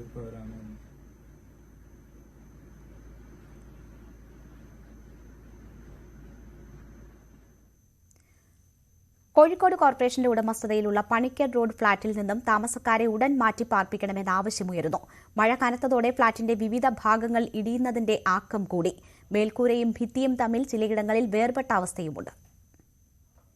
ഒരാഴ്ച മുൻപാണ് താഴത്തെ നിലയിൽ താമസിക്കുന്ന വയോധികയുടെ ഫ്ളാറ്റിന്റെ മേൽക്കൂര ഇടിഞ്ഞു വീണത്. ആയിഷുമ്മ പുറത്തേക്കിറങ്ങിയതിനാൽ വൻ അപകടം ഒഴിവായി. എന്നാൽ 2ാം നിലയിലുണ്ടായ ഇടിച്ചിലിൽ അടുക്കളയുടെ ഒരു ഭാഗം ഒന്നാകെയാണ് താഴേക്ക് വന്നത്. ഭിത്തിയുടെയും മേൽക്കൂരയുടെയും ഇടയ്ക്ക് വിള്ളലുമുണ്ടായി. അടുക്കള പോയപ്പോ എന്റെ മേത്ത് തട്ടാത്തത് എന്തോ ഒരു ഭാഗ്യം, അങ്ങനെ വീണതാണ്. അതൊരു വലിയ കഷ്ണമാണല്ലോ താഴോട്ട് വലിയ കഷ്ണങ്ങള് ഒന്നായിട്ട് ഇങ്ങോട്ട് പടയെന്ന് പറഞ്ഞിട്ട് ഇടിഞ്ഞു പൊടിഞ്ഞു. പേടിച്ചു പോയി കാണാൻ പെട്ടെന്നല്ലേ? പേടിച്ചു പോയി. ഞാൻ പേടിച്ചു പോയി. ഞാൻ പെട്ടെന്ന് ഇതായിപ്പോയി. ഇങ്ങനെ എന്ത് സംഭവിക്കുമ്പോ ഇതാക്കുമ്പോ ചെയ്യുമ്പോൾ നമുക്ക് ഒരു ഇത് വേണ്ടേ. ഫ്ളാറ്റിന്റെ ശോച്യാവസ്ഥ ന്യൂസ് 18ലൂടെ പുറത്തു വന്നതോടെ കോഴിക്കോട് മേയർ ഫ്ളാറ്റ് സന്ദർശിച്ചിരുന്നു. സ്ഥലത്ത് പുതിയ കെട്ടിടം നിർമ്മിക്കുന്നതിനുള്ള ചർച്ചകൾ ഉടൻ ആരംഭിക്കുമെന്നും മേയർ പറഞ്ഞിരുന്നു. എന്നാൽ ഇടിഞ്ഞു വീഴുന്ന ഫ്ളാറ്റിൽ നിന്ന് താമസക്കാരെ മാറ്റാനുള്ള നടപടികൾ അടിയന്തരമായി കൈക്കൊള്ളണമെന്നാണ് ആവശ്യം. സാമ്പത്തികമായി താഴെത്തട്ടിലുള്ള മത്സ്യത്തൊഴിലാളി കുടുംബങ്ങൾക്ക് താൽക്കാലിക താമസ സൗകര്യം കോർപ്പറേഷൻ ഇടപെട്ട് ഒരുക്കണമെന്നും താമസക്കാർ ആവശ്യപ്പെടുന്നു. ന്യൂസ് 18 കോഴിക്കോട്. നവകേരള ബസിൽ കയറാൻ ആളില്ല. ബസിൽ ആളില്ലാതായതോടെ കോഴിക്കോട് നിന്ന് ബംഗളൂരുവിലേക്കുള്ള സർവീസ് നിലച്ചു. മുഖ്യമന്ത്രിയും മന്ത്രിമാരും സംസ്ഥാനത്തൊട്ടാകെ നവകേരള സദസ്സുമായി ബന്ധപ്പെട്ട് സഞ്ചരിച്ച നവകേരള ബസ്സാണിത്. ഏറെ നാൾ ഈ നവകേരള സദസ്സ് കഴിഞ്ഞ ശേഷവും ബസ് ഓടിക്കാതെ ഉപയോഗിക്കാതെ ഇട്ടിരുന്നു. ഇതേ തുടർന്ന് വിമർശനങ്ങൾ ഉയർന്ന സാഹചര്യത്തിലാണ് കോഴിക്കോട് ബംഗളൂരു റൂട്ടിൽ ഈ വാഹനത്തിന്റെ സർവീസ് ആരംഭിക്കുകയും ചെയ്തത്. ആദ്യ ദിനങ്ങളിൽ വലിയ ആവേശമായിരുന്നു യാത്രക്കാരിൽ നിന്നും ഈ വാഹനത്തിന് പ്രകടമായത്. എന്നാൽ കാലക്രമേണ ഈ വാഹനത്തോടുള്ള ആളുകളുടെ പ്രിയം കുറഞ്ഞു വരികയായിരുന്നു. കഴിഞ്ഞ ഏതാനും ദിവസങ്ങളായി തന്നെ യാത്രക്കാരുടെ എണ്ണം തുലവും തുച്ഛമായിരുന്നു. ഏറ്റവും ഒടുവിൽ കഴിഞ്ഞ 2 ദിവസമായി ഈ വാഹനത്തിൽ യാത്ര ചെയ്യാൻ ആളുകളെ ഇല്ലാത്ത അവസ്ഥ എത്തുകയും ചെയ്തു. വഴിയിൽ നിന്നെങ്കിലും ആരെങ്കിലും കൈകാട്ടി കയറുമെന്ന പ്രതീക്ഷയുണ്ടെങ്കിൽ അതുപോലും നടക്കാത്ത അവസ്ഥയാണ് എത്തിച്ചേർന്നത്. അതുകൊണ്ട് 2 ദിവസമായി കോഴിക്കോട്ട് KSRTC ബസ് സ്റ്റേഷനിൽ നിർത്തിയിട്ടിരിക്കുകയാണ്. ബസ് സാങ്കേതികമായ പ്രശ്നങ്ങൾ മൂലം, അതായത് ഈ വാഹനത്തിന്റെ സമയ നിഷ്ഠ, അതായത് രാവിലെ 6 മണിക്ക് വാഹനത്തിൽ നിന്ന് ഇവിടെ നിന്നും പുറപ്പെടുന്ന ഒരു 4 മണിക്ക് വാഹനം കോഴിക്കോട് നിന്നും പുറപ്പെട്ട് പിന്നീട് ബംഗളൂരുവിൽ എത്തുന്ന ഒരു സമയക്രമമാണ്. അതുകൊണ്ട് ആളുകൾക്ക് ഉപകാരമില്ലാത്ത രീതിയിലാണ് അതിൻ്റെ സമയക്രമം. ഒപ്പം ബംഗളൂരുവിൽ നിന്നും ഉച്ചയ്ക്ക് 2 മണിക്ക് പുറപ്പെട്ട് രാത്രി ഇവിടുന്ന് എത്തുന്ന രീതിയിലാണ് മറ്റൊരു സമയക്രമമുള്ളത്. അതുകൊണ്ട് ഈ 2 സമയക്രമവും യാത്രക്കാർക്ക് വലിയ ഗുണകരമാവുന്നില്ല എന്നതാണ് KSRTC ജീവനക്കാർ ചൂണ്ടിക്കാണിക്കുന്നത്. ഒപ്പം ഉയർന്ന യാത്രാ നിരക്കും അവർക്ക് ഈ ബസ്സിൽ കയറുന്നതിന് തടസ്സമായി മാറിക്കഴിഞ്ഞിരിക്കുന്നു. ടൈം എങ്ങനെയാണ്? ടൈം 4 മണിയായേ. 4 മണി ബുക്കിംഗ് മാത്രമല്ലേ കിട്ടും, വേറെ കിട്ടില്ല. പുലർച്ചെ 4 മണിയല്ലേ? പുലർച്ചെ 4 മണിക്ക് ഇവിടുന്ന് പോകുന്നത് അല്ലേ? ടൈമൊക്കെ മാറ്റി ചിലപ്പോൾ വ്യത്യാസം കാണും. രാവിലെ 6-6:30 ആക്കിയാൽ ആള് നേരം വരുന്നിട്ടാണ് കുഴപ്പമില്ല. ഇങ്ങോട്ട് തിരിച്ചു വരുമ്പോഴോ ഇങ്ങോട്ട് തിരിച്ചു വരുമ്പോ വലിയ ആളില്ല. അത് അങ്ങനെ തന്നെയാണ്. 2 മണി 2:30 പുലർച്ചെ 2 മണിക്ക് വരിക? അല്ല ഉച്ചയ്ക്ക് അവിടെ 2:30. ഉച്ചയ്ക്ക് 2:30 വരും. അപ്പൊ ഇത് വലിയ ആളൊന്നും ഇല്ല. പിന്നെ ചാർജും ഹൈ ആയതുകൊണ്ട് ചാർജും ഹൈ 1800 കണ്ടല്ലേ? 1800 അതുകൊണ്ട് സാധാരണ ഇവിടെ ഡീലക്സ് മറ്റേതൊക്കെ പോയിട്ടുണ്ടെങ്കിൽ 700-800 ആ റേഞ്ചിലല്ലേ വരുന്നത്. കർണാടകയുടെ വോൾവോ ഉണ്ട് അല്ലേ? എന്തായാലും സർക്കാർ ഏറെ കൊട്ടുഘോഷിച്ച് ആരംഭിച്ച ബസ്സാണ്. വലിയ ലക്ഷക്കണക്കിന് രൂപ മുടക്കി വലിയ സൗകര്യങ്ങളോടുകൂടി ഇറക്കിയ ബസ്സാണ്. അതുകൊണ്ട് തന്നെ ഈ ബസ് ഓടാതിരുന്നാൽ സംസ്ഥാന ഖജനാവിന് തന്നെയാവും വലിയ നഷ്ടമുണ്ടാവുക. അതുകൊണ്ട് KSRTC മന്ത്രി അടക്കമുള്ളവർ അടിയന്തരമായി ഇടപെട്ട് ഇതിൻ്റെ സമയക്രമം മാറ്റുക, ഈ നിരക്ക് പുനർനിശ്ചയിക്കുക തുടങ്ങിയ കാര്യങ്ങൾ ചെയ്യുകയും കൂടുതൽ ആളുകളെ ഈ ബസ്സിലേക്ക് ആകർഷിക്കാനുള്ള നീക്കങ്ങൾ നടത്തുകയും ചെയ്യുമെന്നാണ് KSRTC ജീവനക്കാരും മറ്റുള്ളവരുമൊക്കെ പ്രതീക്ഷിക്കുന്നത്. കോപ്പ അമേരിക്ക കലാശപ്പോരിൽ അർജന്റീനയുടെ എതിരാളികൾ കൊളംബിയ. സെമിഫൈനലിൽ ഉറുഗ്വേയെ എതിരില്ലാത്ത 1 ഗോളിന് തകർത്താണ് കൊളംബിയ ഫൈനലിലെത്തിയത്. 39-ാം മിനിറ്റിൽ ജെഫേഴ്സൺ ലാർമയാണ് കൊളംബിയയ്ക്കായി സ്കോർ ചെയ്തത്. 45-ാം മിനിറ്റിൽ ഡാനിയൽ മ്യൂനോസ് ചുവപ്പ് കാർഡ് കണ്ട് പുറത്തായതോടെ കൊളംബിയ 10 പേരായി ചുരുങ്ങിയെങ്കിലും ഗോൾ മടക്കാൻ ഉറുഗ്വേയ്ക്ക് സാധിച്ചില്ല. 23 വർഷത്തിന് ശേഷമാണ് കൊളംബിയ കോപ്പയുടെ ഫൈനലിൽ എത്തുന്നത്. 1 കോടി ഉപഭോക്താക്കൾ എന്ന നേട്ടം കൈവരിച്ച് പങ്കജ കസ്തൂരി ബ്രീത്ത് ഈസി ഡാന്യൂൾസ്. ഉപഭോക്താക്കൾ അർപ്പിച്ച വിശ്വാസവും ബ്രീത്ത് ഈസിയുടെ ഫലപ്രാപ്തിയുമാണ് ഈ നേട്ടത്തിലേക്ക് നയിച്ചതെന്ന് പങ്കജ കസ്തൂരി ഹെർബൽ സ്ഥാപകനും MD-യുമായ ഡോക്ടർ ജെ ഹരീന്ദ്രൻ നായർ പറഞ്ഞു. 26 ക്വാളിറ്റി ചെക്ക് പോയിന്റുകൾ കടന്നാണ് ബ്രീത്ത് ഈസി വിപണിയിൽ എത്തുന്നത്. ഇതിനോടകം മലേഷ്യയിലും UAE-യിലേക്കുമുള്ള കയറ്റുമതി തുടങ്ങിക്കഴിഞ്ഞു. അമേരിക്ക, കാനഡ തുടങ്ങിയ രാജ്യങ്ങളിലേക്കുള്ള കയറ്റുമതി ഉടൻ തുടങ്ങുമെന്നും Pankaja Kasthuri sales and marketing director Arun Vishakh Nair വ്യക്തമാക്കി. കോട്ടയത്ത് വീണ്ടും ആമ്പൽ പൂക്കാലം. നഗരത്തിനോട് ചേർന്നുള്ള കൊല്ലാട് കിഴക്കുപുറം പാടശേഖരമാണ് പൂക്കൾ കൊണ്ട് നിറഞ്ഞത്. കാഴ്ച കാണാനും ചിത്രം പകർത്താനും നിരവധി ആളുകളാണ് ഇവിടേക്ക് എത്തുന്നത്.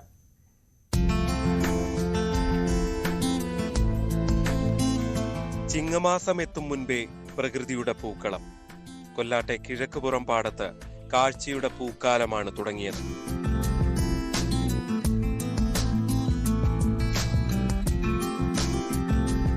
പാടം പൂക്കൾ കൊണ്ട് നിറഞ്ഞതോടെ കാഴ്ചക്കാരും വന്നു തുടങ്ങി.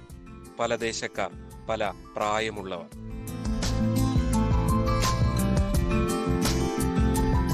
എന്തായാലും പൂക്കളോടുള്ള മനുഷ്യരുടെ കൗതുകം കുറയുന്നില്ല എന്നതുകൂടിയുണ്ട്. എനിക്കൊപ്പം ഒരു കുടുംബമുണ്ട്. എങ്ങനെയുണ്ടായിരുന്നു? വള്ളത്തിലൊക്കെ കയറി പോയി. നല്ല പ്രകൃതിപരമായ നല്ല കാഴ്ചയായിരുന്നു.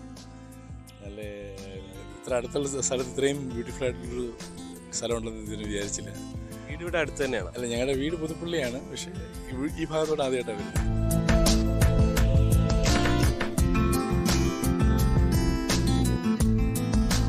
ഞങ്ങൾ മസ്കറ്റിലാണ്. അപ്പോൾ ഇടയ്ക്കിടയ്ക്ക് വീഡിയോ ഒക്കെ കയറി നോക്കും. ഈ ആമ്പൽ പൂക്കളും ഒക്കെ വരുമ്പോൾ എന്തായാലും വന്ന് കാണണം എന്നുള്ള ആഗ്രഹത്തിലായിരുന്നു. അപ്പോൾ ഇങ്ങനെ അന്വേഷിച്ചുകൊണ്ടിരിക്കുക. ഇപ്പോൾ മഴയൊക്കെ ആയതുകൊണ്ട് പൂക്കളുണ്ടോ എന്നുള്ളത്. എന്നാലും ഇങ്ങനെ ഓൺലൈൻ ഇതിനകത്ത് കണ്ടു. അപ്പം അങ്ങനെ വന്നതാണ്. മലരിക്കലും അമ്പാട്ടുകടവിലുമൊക്കെ പൂക്കൾ നിറയുന്നതോടെ കോട്ടയത്ത് സഞ്ചാരികളുടെ തിരക്കും കൂടും.